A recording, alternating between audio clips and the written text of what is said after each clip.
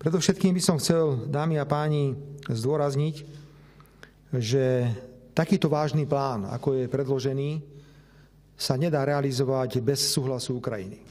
Aby sme mali v tomto úplne jasno.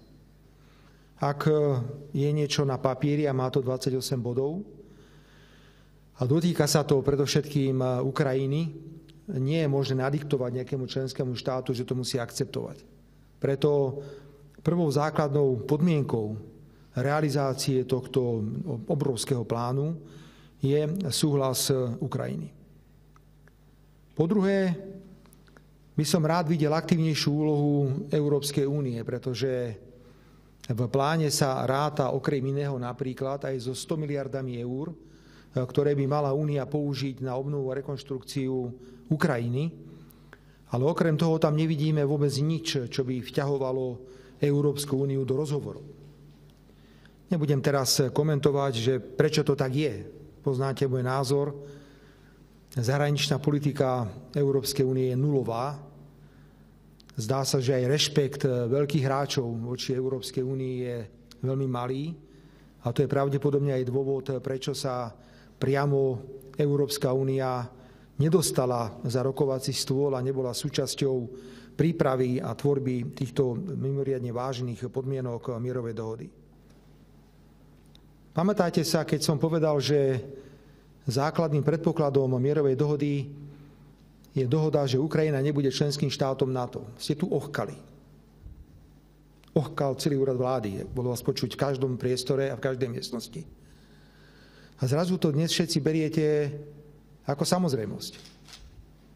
Keď sme hovorili, že jednoducho nebude možné uzatvoriť mierovú dohodu bez určitých územných strát Ukrajiny, no tak ste všetci ochkali. To tu všetko rezonovalo. Dnes nikto z vás nehovorí, že veď v podstate je to tak, pretože táto mierová zmluva, ktorá je na stole, hovorí o takých závažných zásahoch do územnej integrity Ukrajiny, o ktorých sa možno nikomu ani len nesnívalo. V tejto dohode je postavenie Ukrajiny 100-krát horšie, ako bol v apríli v roku 2022. Kto to uzná z tých vojnových jastrabov v Európskej únii, keď tak podporovali tú vojnu? Keď tak strašne tam posielali tie zbrane? Keď tak zakazovali akékoľvek prímerie? Kto dnes si nasype popol na hlavu a povie, že áno, nechali sme ich od 22. roku zabíjať sa. 100 000 ľudí zomrelo. Kvôli čomu? Predpokladám, že ste mali toľko sily a ste si prečítali návrh mierovej dohody, ktorá je pravdepodobne jediná možná, jediná realistická. Ale vy ste tú vojnu podporovali všetci, ako ste tu. Ktokoľvek povedal, že mier, tak bol zradca. Podporovali ste písanie po chodníkoch, všelijaké hlúposti. A ja budem túto otázku otvárať, dámy a páni, a hlavne sa budem sa pýtať, poprvé, 177 miliárd eur poslala Európa na Ukrajinu počas doby trvania vojny. Koľko z toho ukradli Ukrajinci? Koľko z toho bolo predmetom korupčných škandálov? Teraz sa znovu žiada od Európy, aby našla ďalších 140 miliárd na nasledujúce 2 roky. Máme povinnosť posielať na Ukrajinu ďalšie peniaze, ak vieme o obrovských korupčných škandáloch v tejto krajine a nemáme ani pretuchu, koľko z tých 177 miliárd eur skončilo v súkromných vreckách.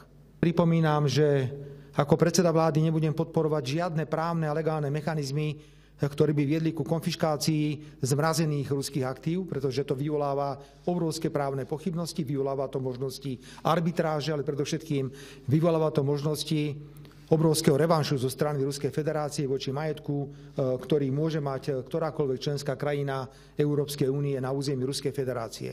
A predovšetkým belgický premiér to veľmi dobre vie, pretože Belgicko je krajina na území, ktorej sa správujú tieto finančné aktíva.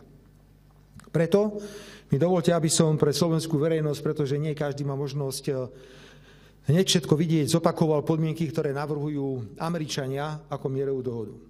Poprvé, Ukrajina nikdy nevstúpi do NATO. Koľko ste kričali? Aký som ja zradca, keď tvrdím, že Ukrajina nemôže ísť do NATO. Ale dnes to hovoria Spojené štáty, tak ste samozrejme všetci ticho. Nesmie sa ďalej rozširovať NATO. Dobre počúvajte, nesmie sa ďalej rozširovať NATO. Koľko ste sa nakričali, keď som povedal, že Rusko bolo oklamané pri rozširovaní NATO a to bol jeden z dôvodov, prečo došlo k vojenským aktivitám. Toľko k mierovej dohode, je to bombastický materiál. Bombastický. A sledujeme, že sa o ňom veľmi intenzívne rokuje. Ja netvrdím, že bude schválený, ale Európska únia už stráca dých, pokiaľ ide o financovanie vojenských potrieb Ukrajiny. Každý má toho plné zuby. Každý vidí, že stratégia likvidácie Ruska nevyšla. Tak zrazu je na stole dohoda, poďme vrátiť Rusko do krajín, alebo medzi skupinu, alebo do skupiny krajín, ktoré sú superveľmocami a budú zohrávať ešte dôležitejšiu úlohu. Ak tento plán bude podpísaný, Rusko vyjde z tejto vojny ako totálny víťaz. A Rusko vyjde z tejto vojny samozrejme mimoriadne morálne a ekonomicky posilnené. Spomínali mierový plán na Ukrajine, tak ako vnímate tie včerajšie slova pána štátneho tajomníka ministerstva obrany, pána Melichera, o tom, že Ukrajina by mala byť pod ruskou kontrolou? Môžem povedať alebo nemôžem povedať, že Ukrajina bola pod totálnym americkým vplyvom? Môžem to povedať? Alebo aj to je zakázané? No to je fakt. Keď ste išli na ministerstvo obrany, tak ste tam našli predovšetkým amerických vojenských poradcov. Keď ste išli na ministerstvo zahraničných vecí, našli ste tam amerických poradcov. Áno, do Majdanu v roku 2014 bol pomerne silný vplyv ruskej politickej reprezentácie na Ukrajinu. Bol. A my hovoríme, že keby sa podpísala dohoda o mieri v apríli v roku 2022, tak tej Ukrajine by zostalo 100-krát viac, ako jej zostane, ak dôjde k podpisu tejto mierovej dohody.